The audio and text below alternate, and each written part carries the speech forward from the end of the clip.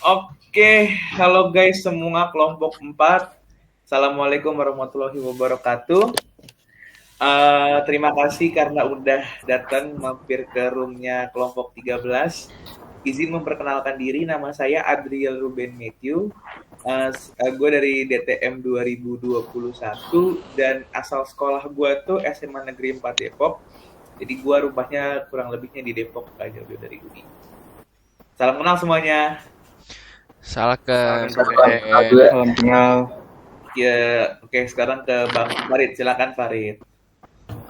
Oke, perkenalkan, nama gue Muhammad Farid Gunawan, biasa dipanggil Farid, dari DTM 21, asal gue SMA 38 Jakarta di Lenteng Agung. Terus untuk sekarang gue tinggal di daerah Jagakarsa, Jakarta Selatan. Salam kenal semuanya. Salkan. Anak 38 ada yang di DTSL. Farid, Ya. anak 38 ada yang di DTSL ya? DTSL ada. Agnes. Iya, Agnes, terus ada... Sepupu gue itu. Oh, sepupu? Iya. Oh. Oke, makasih Farid. Kita ke Kevin, silakan Vin. Waduh, balik lagi sama Kevin. Halo semua, perkenalkan nama gue Muhammad Kevin Akbar Aurelio. Gue dari Departemen Teknik Mesin 2021. Dulu gue bersekolah di SMA Negeri 39 Jakarta, asal gue dari Ciracas, Jakarta Timur. Salam kenal semuanya. Salam kenal. Kevin. Kita ke Bang Kelik Widiantoro nih. Mantap, silakan. Lanjut Bang. Halo semuanya, perkenalkan saya Christophorus Agung Widiantoro dari DTM 2021. Sebelumnya saya bersekolah di SMA Kolose de Brito, Yogyakarta. Dan saat ini saya masih berdomisili di Yogyakarta. Ya, sekian. Salam kenal semuanya. Salam Salam kenal. Salam bos.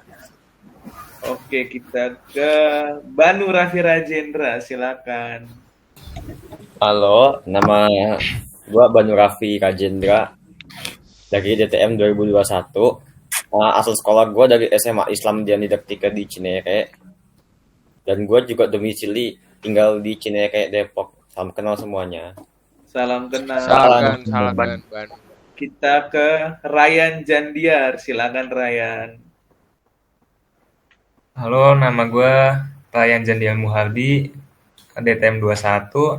Sebelumnya gue sekolah di SMA 26 Jakarta, dan domisili gue Jakarta Selatan. Salam kenal. Salam kenal Ryan. Salam kenal Ryan. Salam kenal. Kita ke Arafah Abdillah. Silakan Arafah. Sorry bro, lo Arafah masih di mute Arafah. Sorry. Halo. Iya, halo semua. Kenalin gue Rafa Maulana Abdillah, DTM 2021, biasa dipanggil Arafa. Gue dari SMA 1 Tangerang, dan gue sekarang domisili di Tangerang. Salken Arafa. Bro. Oke, kita ke Izat Kolbi. Silakan Izat. Halo semuanya, nama gue Izzat Kolbi Hendrinov, Departemen Teknik Mesin 2021, asal sekolah Man Insan Cendekia Serpong, domisili di Tangerang Selatan. Salam kenal semuanya. Salam kenal. Izat. Kita ke Zalfa Raja, silakan. Halo semuanya, kenalin nama gue Zalfa Raja Muhammad dari Departemen Teknik Mesin 2021. Asal sekolah dari SMA Negeri 2 Depok, domisili di Depok. Salam kenal semuanya. Salken, Japra. Lanjut. Yang terakhir adalah Ganggastara Utama, silakan. Kenalin semuanya, nama gue Ganggastara Utama, panggilannya Ganggas, DTM 21. Dulu gue SMA di SMA 39 Jakarta, domisili gue Depok. Salkan semua. Salken, Ganggas. Oke, di malam yang spesial ini gue kayak pikiran topik tentang mental health. Ya mungkin topik ini memang jarang dibahas ya. Nah, tapi kayaknya inilah topik yang asik buat kita garap. Oke, dari gue dulu ya. Tanggapan gue tentang mental health sebenarnya bisa banyak banget ya. Tapi yang kita gue ringkas aja. Jadi apa namanya, berhubung kondisi pandemi yang kayak gini, kita udah nggak bisa ketemu siapa-siapa, like literally kita cuma bisa berinteraksi lewat si Google Meet atau di Zoom ya kan. Otomatis feeling yang didapat ketika kita bertemu sama orang asli sama virtual tuh beda banget. Kayak kita nggak bisa benar-benar ngelihat 100% mereka aslinya gimana mereka ketawa, gimana mereka marah, dan segala macam. Dan kalau buat gue sendiri, itu adalah hal yang sangat stres. Jadi gue stres kalau misalnya nggak bisa ketemu sama orang secara langsung, apalagi buat belajar. Karena bagaimanapun juga lebih enak buat gue untuk belajar bersama teman-teman. Nah jadi kayak gue sempat keganggu sih, gue sempat jadi orang yang kayak bingung, gue ngerasa kesepian, terus gue abis itu juga kayak pokoknya bingung lah mau ngapain, gerak-gerik segala macam, karena memang nggak bisa kemana-mana juga, jadi ya sempat istilahnya kena mental gitu. Nah, dan menurut gue di masa-masa pandemi kayak gini tuh ngejaga kesehatan mental tuh penting banget, karena memang cuman kita doang sendiri yang bisa menjaga itu sendiri, mental kita sendiri. Karena kita ya mungkin kita bisa sebatas chatting sama teman, tapi ya menurut gue yang kayak bukan sesuatu yang efektif banget gitu loh. Dan juga gue juga dari sini bisa ngerasain bahwa kita juga harus ngejaga perasaan orang lain ya. Kayak misalnya kalau ngomong lebih berhati-hati, karena zaman sekarang tuh lebih sensitif dari zaman-zaman dulu. Apa yang nggak bisa kita, ada banyak hal-hal kecil yang bisa bikin kita berantem. Kalau zaman sekarang tuh saking mungkin efek dari orang pada stres atau COVID segala macam. Jadi kalau menurut gue kayak lebih hati-hati, lebih menjaga perasaan. Terus buat kita juga lebih mendekatkan diri kepada Tuhan ya kan. Terus lebih sering self reward. Kayak misalnya lu udah ngerjain sesuatu nih, terus lu udah berhasil, misalnya dengan apa lu ngerayain keberhasilan, misalnya beli makan. Terus juga kalau menurut gue yang penting adalah kita juga harus tahu batas. Karena kalau misalnya kita mencoba untuk melebihi batas kita bakal stres sendiri, bakal capek, bakal sakit gitu. Dan juga ya menurut gue juga hubungan antara orang tua dengan kita pada saat masa-masa kayak gitu penting banget ya, sebagai sarana buat kita curhat gitu. Oke, terima kasih dari gue segitu. Kalau yang lain mau nambahin silakan. Ini kesehatan mental, tema yang lucu menurut gue. Ada yang mau nambahin? Gue mau menyampaikan pendapat lain. Kali ini gue mau ngomong tentang masalah mental health di Indonesia ya. Kan kalau di luar negeri itu kan mental health dianggap serius sama orang-orang bahwa ini masalah yang harus diselesaikan, masalah penting, terus nggak segampangnya bisa hilang itu kan. Cuma kalau masalahnya kalau di Indonesia itu masyarakat itu masih anggap kalau mental health itu masalah yang tabu. Jadi mereka masih memiliki stigma kalau pengidap gangguan kesehatan mental di Indonesia itu mereka melihat kalau itu hal yang sepele. Bahkan ada yang cuma bilang kayak, lu mah kurang ibadah doang, udah perdekatkan diri sama ini. Kan padahal nggak sesimpel itu juga. Terus ini tuh bisa berdampak buruk juga buat orang kalau misal kita ngasih tahu nih ke teman-teman kita atau bukan orang lain lah, tetangga kita misalkan kita ngidap penyakit mental health nih. Nah, orang itu tuh bakal nganggap kayak, apaan sih lu, lebay banget masalah ini doang, itu doang. Iya, benar. Kan bisa kayak mendekatkan diri sama Tuhan sama itu, padahal kan nggak segampang itu juga. Terus kalau untuk masalah mental di Indonesia sih, mereka memiliki tantangan sendiri ya, soal untuk mengubah pemikiran pola mindset orang-orang di Indonesia tuh, karena mereka yang pertama masyarakat Indonesia itu masih menganggap kalau gangguan kesehatan mental itu hal yang sepele. Kemudian masyarakat juga masih kurangnya pemahaman mengenai kesehatan mental. Terus selanjutnya ada diskriminasi terhadap pengidap gangguan kesehatan mental. Kemudian untuk akses kesehatan mental seperti ke psikolog atau sebagainya itu masih kurang banget. Jadi itu sih, sekian dari gue. Oke, siap. Makasih banget Farid, luar biasa. Tepuk tangan dulu dong buat Farid. Asik. Mantap. Oke, next. Silakan yang mau nambahin.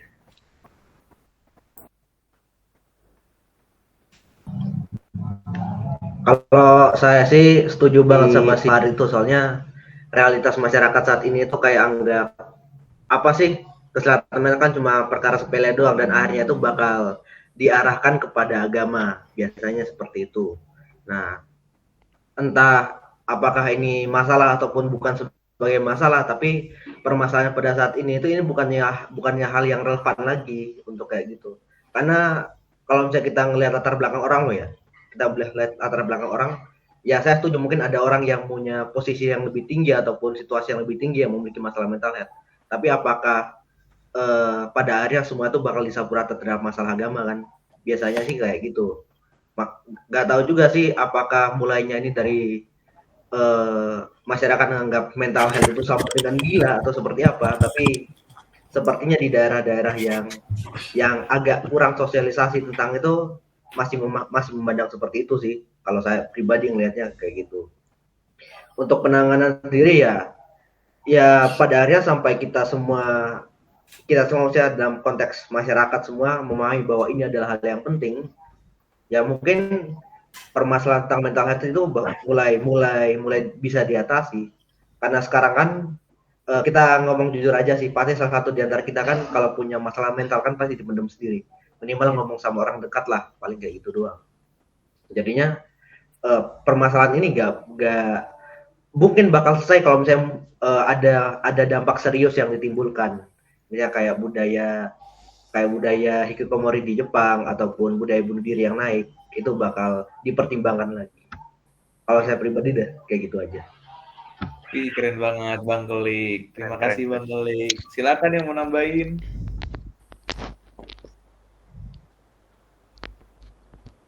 Kevin mungkin, Pin? Ya, kalau dari gue sendiri sih, kalau mengenai mental health ya bener sih orang-orang kita tuh kurang sadar tentang apa itu mental health, apa itu jenis-jenisnya. Jadi tuh orang ya kalau nganggap mental health ya udah kayak penyakit biasa aja, padahal itu lebih dari penyakit biasa. Nah, kalau menurut gue sih mental health itu dipicu dari apa ya? Dari PPKM ini loh, nyambung-nyambungnya lagi. Karena orang lebih sering di rumah, terus bosen, nggak ada aktivitas lain, cuma tiduran, makan segala macem ya. Mungkin menurut gue sih bisa jadi stres orangnya, bisa jadi depresi, terus orang itu nggak bisa menangani stresnya itu sendiri, ntar malah jadi gila. Jadi menurut gue sih ya PPKM ini emang membawa dampak yang buruk untuk kesehatan mental. Terus dari gue sih cara-caranya buat mengatasi mental health ya bener kata Ruben tadi ya, dengan self reward atau kita harus merasa bersyukur kepada Tuhan Yang Maha Esa. Udah sih itu aja kalau dari gue. Iya. Karena memang sebenarnya hakikat manusia adalah makhluk sosial ya, bukan makhluk individu. Jadi bagaimanapun juga saling bergantung satu sama lain gitu kan, Pin, ya Betul. Benar. Mantap banget, Pin. Oke, gue mau ke Izat, silakan Zat. Gue mau denger pendapat lu soal mental health. Ya benar ya yang kata Kevin tadi, penyebabnya sih sebenarnya kontak fisik ini karena dilarang ya, orang-orang yang biasanya nongkrong, yang biasanya nongki gitu kan, sekarang cuma nolep di kamar. Betul. Bener. Iya, nggak ngapa-ngapain gitu kan. Apalagi kan kayak lu konsultasi ke psikolog itu udah kayak hal yang tabu banget kalau lu kena mental health kan. Padahal kan kayak biasa aja lu cerita ke konsultasi gitu, biasa aja, itu bukan hal yang bukan aib lah ibaratnya. Betul, bukan aib. Di Indonesia ini kayak orang gila aja diledekin gitu kan sama bocil-bocil. Tanya ini makanan sehari-hari ya, ledekan orang gila ya. Iya, sampai masuk TV gitu. Udah emang budayanya nih yang masih konservatif. Padahal masalah ini tuh cukup serius kalau gue bilang sih. Gitu. Oke, Izat. Mantap, bro. Kita ke Banu, silakan Banu, pendapat lu mengenai mental health. Kalau pendapat gue sih, gue sebenarnya ngerasain kayak gini, kayak kalau online gini kayak di rumah itu misalnya sekolah nih kayak kesepian gitu, bisa ngobrol sama temen, gue jadi kayak kesepian, jadi kayak kurang semangat gitu, kayak tiba-tiba nilai ngedown gitu, walaupun ketahuan gue ya juga kita gini kayak susah gitu loh, mau ngomong ini, ngobrol sama siapa, nggak ada yang ngobrolan, paling kan lewat online tuh juga kurang puas, nggak ketemu langsung, nggak cerita langsung gitu tuh, kayak bener-bener apa ya namanya, kena di sini nih, di apa namanya, hati, nah gitu.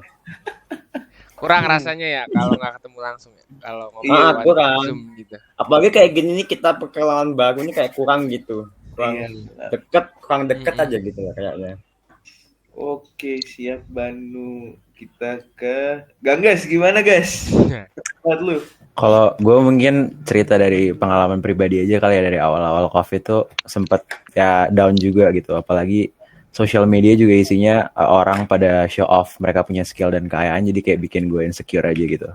Belum lagi dulu social pressure buat gue yang nuntut gue untuk masuk ke perguruan tinggi bagus gitu. Kalau dari gue sih sarannya aja untuk ngatasin mental health issue yang ada di diri lo masing-masing sih. Kalau menurut gue sih cerita sama orang yang bisa lo percaya. Cerita sama orang yang gak bakal ngejudge lo kalau misalnya lo tuh lagi punya issue sama diri lo sendiri gitu sih. Terus kayak kalau gue dulu sempat vakum sosial media juga. Gue sempat hapus-hapusin TikTok, Instagram gitu. Sampai akhirnya gue bisa fokus lagi dan bisa ngontrol diri gue lagi. Paling gitu aja sih kalau dari gue. Mantap. Oke, Zalfa, silakan Zalfa. Selamat berpendapat. Gue sama sih kayak kalian semua. Terutama sama kayak Gangga sih gue. Gue sempet insecure gitu ngelihat orang-orang post show off mereka kayak skill, dia dapat PTN inilah.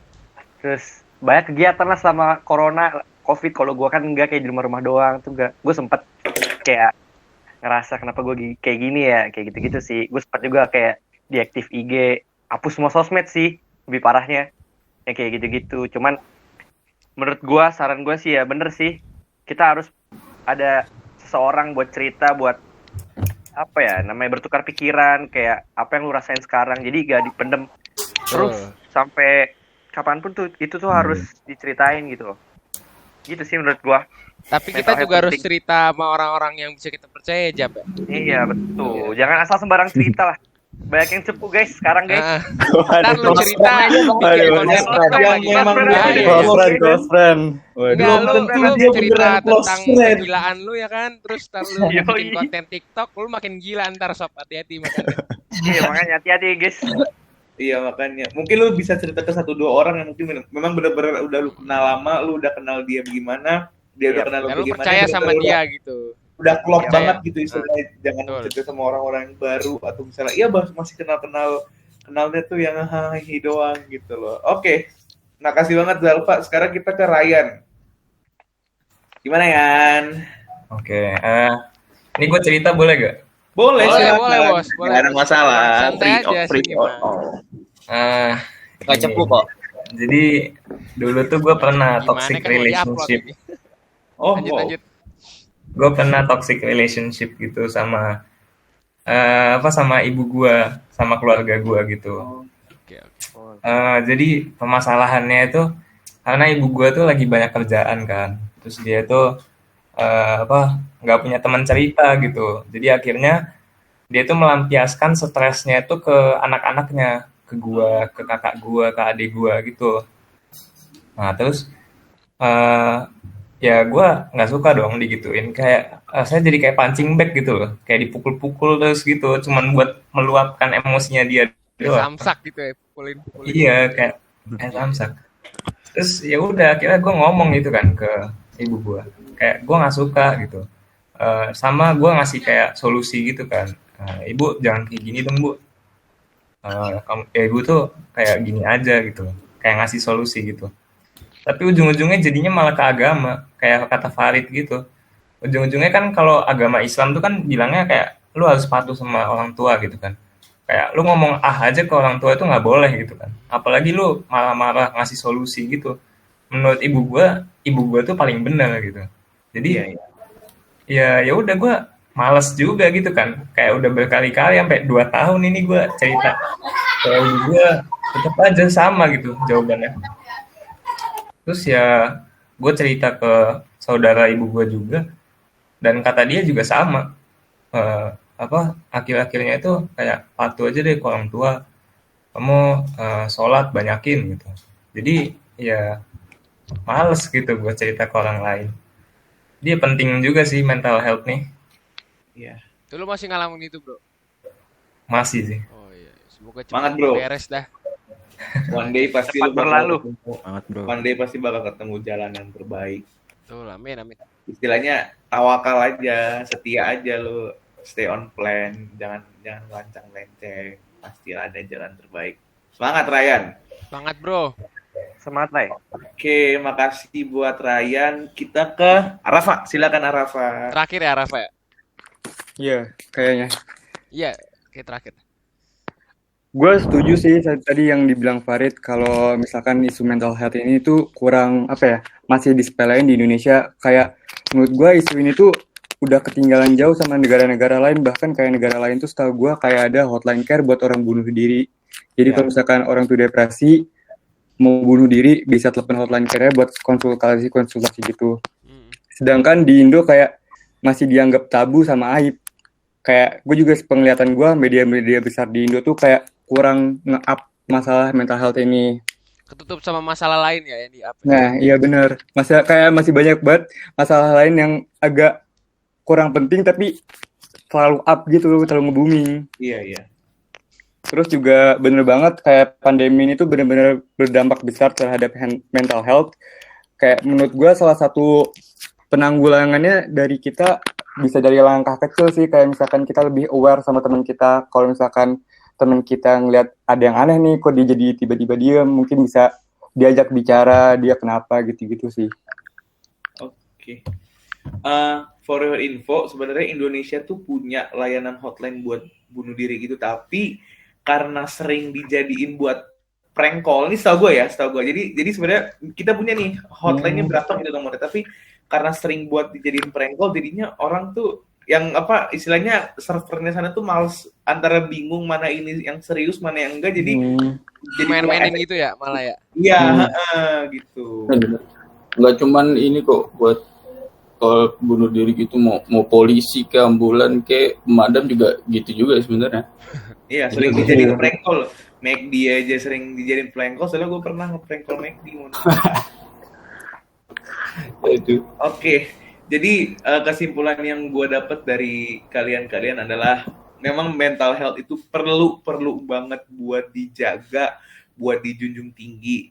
Karena menurut gue, yang gue telaah, lu ngebunuh mental orang sama lu ngebunuh orangnya langsung, memang sama-sama dosa. Tapi impact-nya tuh lebih besar lu ngebunuh mentalnya. Karena kalau lu ngebunuh mentalnya, orang itu masih hidup. Orang itu bakal masih ngerasain pain atau beban yang lebih besar ketimbang dia kalau misalnya mati ya, misalnya gue bukannya mengiyakan bunuh diri apa ngebunuh, tapi kalau mati kan jadian sekali dia udah nggak ngerasa apa-apa kan.